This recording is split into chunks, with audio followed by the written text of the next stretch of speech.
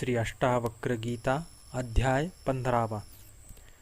श्री अष्टावक्र म्हणाले, सात्विक बुद्धीचा पुरुष थोड्याशा उपदेशानेच कृतार्थ होतो, पण संसारासक्त असद्बुद्धीचा पुरुष आयुष्यभर जिज्ञासू असूनही पुन्हा पुन्हा मोह पावतो व मुक्तीला मुक्तो. विषयाबद्दल वैराग्य म्हणजेच मोक्ष व विषयाविषयी रस म्हणजे आवड असणे हाच बंध आहे. एवढेच ज्ञान आहे.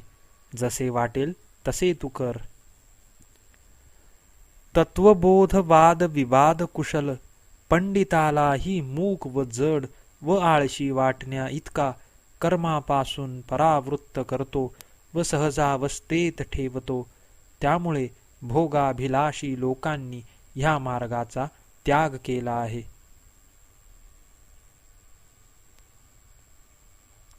हे जनका, तू शरीर नाहीस, भोगता नाहीस किंवा करता नाहीस. तू निखळ चैतन्य आहेस, ह्याचा साक्षी आहेस. त्याच निरपेक्ष साक्षी वृत्तीत राहून तू सुखाने राहा. राग व द्वेष हे मनाचे धर्म आहेत. ते मन म्हणजे तू नव्हेस, तर विकल्परहित निर्विकार असा बोधरूप आत्मा तू आहेस. हे जाणून सुखाने राहा. सर्व भूतांमध्ये तो चैतन्य रूप आत्मा आहे व भूते त्यात समावली आहेत. ह्या बोधाने निरहंकारी व ममतारहित असा तू सुखी अस. समुद्रावर उठणाऱ्या तरंगाप्रमाणे हे विश्व ज्यावर स्फुरण पावते ते तूच आहेस, ह्याबद्दल संदेहच नाही. म्हणून हे चिन्मय, तू विगतज्वर हो. हे सौम्य, श्रद्धा ठेव. ह्याबद्दल संशय ठेवू नकोस. श्रद्धा ठेव की तू ज्ञानस्वरूप भगवान परमात्मा प्रकृतीहून वेगळा आहेस. गुणांनी लपेटलेले शरीर जड आहे. ते येते आणि जाते. आत्मा न जाणारा आहे व न येणारा आहे. मग त्या शरीराबद्दल एवढा खेद करण्याचे काय कारण आहे? तुझा हा देह कल्पांतापर्यंत राहो अथवा ह्या क्षणीच त्याचा नाश होवो, पण तू चिन्मात्र स्वरूप असल्याने तुला वृद्धी कुठली व नाश कुठला? अनंत महासागरावर विश्वरूप तरंग स्वभावतःच उत्पन्न होतात व अस्त पावतात, परंतु तुझी चिन्मय आत्म्याची न वृद्धी होते न नाश होतो. हे तात, तू चैतन्य स्वरूप आहेस. त्यामुळे तुला कुठल्याही वस्तूचा त्याग व ग्रहण करणे शक्य नाही, कारण हे जगत तुझ्याहून वेगळे नाही. हे जनका, भेदशून्य अविनाशी शांत निर्मळ अशा तुझ्या चैतन्याकाशात न जन्म न मृत्यू न कुठले कर्म न अहंकार शिल्लक असू शकेल. ज्याप्रमाणे एकाच सोन्याने घडविलेली बांगडी, बाजूबंद व घुंगरू आकाराने वेगळे वाटले तरी एकाच सोन्याचे आहेत, त्याचप्रमाणे तू जे जे पाहत आहेस त्या त्या ठिकाणी जरी बाह्य आकार वेगळा दिसला तरी तूच आहेस. हे जनका, हा तो परका आहे. हा मी माझा आहे. हा मी माझा नव्हे.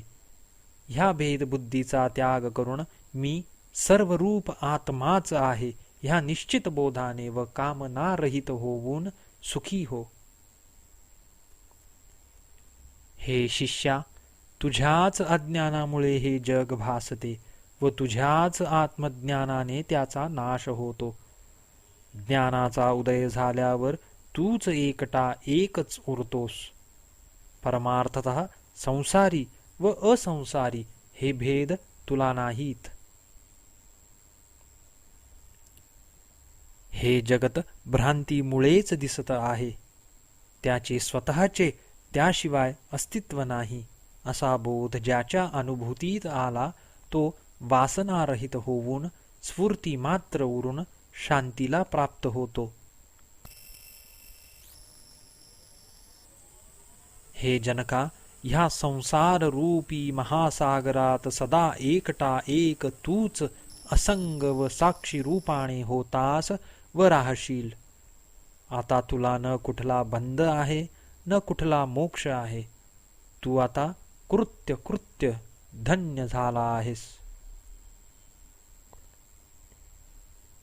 हे चिन्मय, संकल्प विकल्पाने तू आपले चित्त क्षोभित करू नकोस, तर संकल्प विकल्प रहित होऊन आपल्या आनंद स्वरूपात रहा.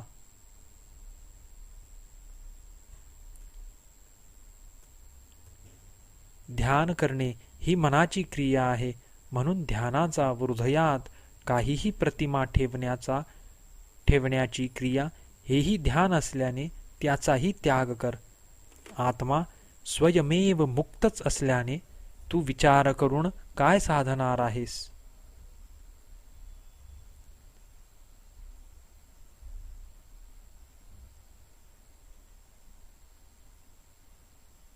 पंधरावा अध्याय समाप्त. श्री अष्टावक्र गीता अध्याय 16. श्री अष्टावक्र म्हणाले, हे प्रिय, अनेक प्रकारांनी नाना शास्त्रे ऐक व सांग, परंतु ते सर्व ज्ञान विसरल्याशिवाय तुला शांती मिळणार नाही.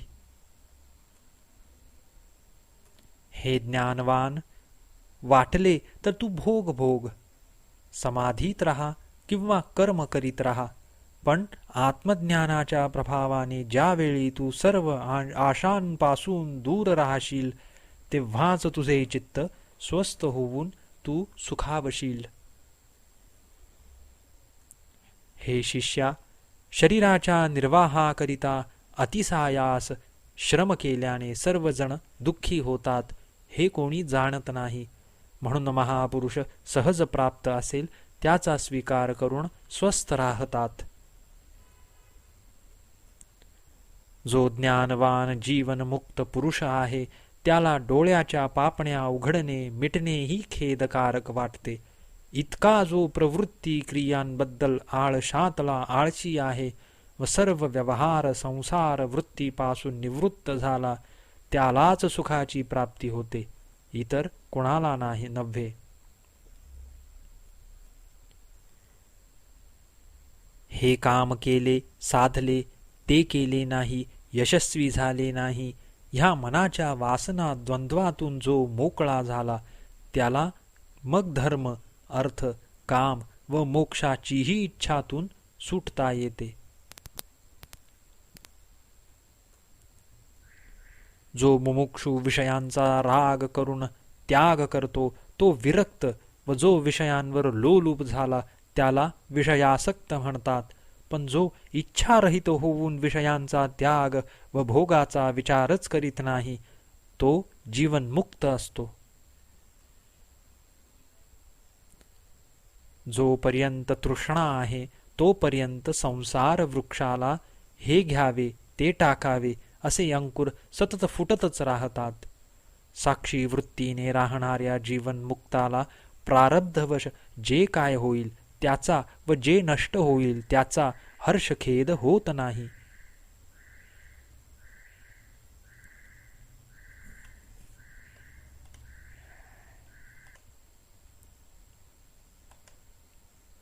मन विषयाकडे जाऊ लागताच विषयाबद्दल मोह निर्माण होतो. विषयांचा वीट आल्यावर त्यांच्याबद्दल द्वेष निर्माण होतो. परंतु मुक्त पुरुष रागद्वेषांचा त्याग करून जे दैवयोगाने प्राप्त होते त्याचा साक्षीभावाने स्वीकार करीत असल्याने विकाररहित असतो. हे शिष्या, दुःखांच्या अनुभवाने विषयी संसारी मनुष्य संसाराचा त्याग करण्याची कामना ठेवतो, तसा प्रयत्न करतो. पण ज्याचे सर्व विकार शमले आहेत व त्यामुळे दुःखताप गेले आहेत, तो संसारात असूनही त्याचा खेद करीत नाही. ज्याला मोक्षाची तीव्र हाव आहे तो मिळवीनच अशी जिद्द आहे व देहाबद्दल तशीच तीव्र ममता आहे तो ज्ञानी व योगी होऊ शकत नाही. तो केवळ दुःखाचा वाटेकरीच असतो.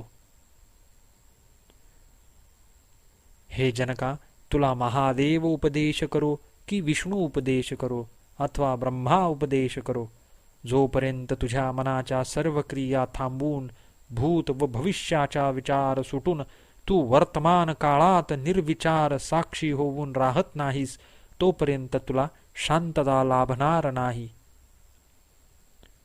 16वा अध्याय समाप्त.